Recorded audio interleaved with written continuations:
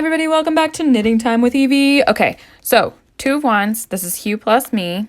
I love this yarn. By the way, Lion Brand, don't get rid of it like you do all my other favorite things. So in a yarn label, you have, okay, it's a chunky wool blend. Cool. More patterns can be found here. Sometimes they're on the inside of the label. This is what you can make with this. I have made 2 of these things with this yarn.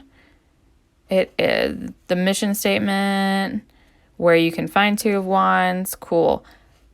If you're knitting or crocheting, this is what you care about the most on the yarn label. So some patterns will call for ounces or grams of a certain amount, or yardage. I like yardage a lot, and in all of my patterns I use yardage. I will use weight because I know people do that, and I'm going to bring it closer. We're at a bulky 5. This is what, if you're knitting, you need 10.5s, which is a very common US. That's in US. And then you have it in millimeters. This is how many stitches you need and how many rows you need in what I assume is a 4x4 square. Here's the thing. If it doesn't say what the proper gauge is, assume 4x4 in the US, can be different other places.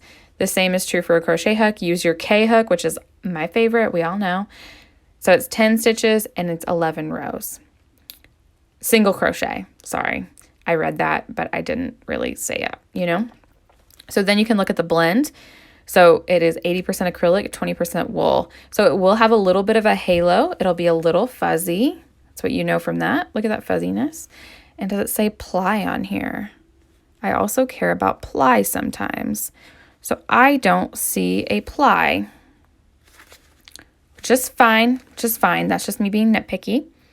Then it tells you machine washable and dryable. This is what I'm looking for in kids' garments, even sweaters for me, and hats, because I'm a gross human being, and mittens. If you're making mittens that you know the person that you're gifting to is not going to read any special instructions, machine washable and dryable is key. Then you have all the other symbols that I have to look up every freaking time. Then it tells you where it's made. And the last thing is the dye lot. So article number, color number. So these are not important. This is what's important. Your dye lot number. So desert in 04. Dye lots vary in color and in texture sometimes. So if you're making a big project, make sure you stock up on that same number. Same number.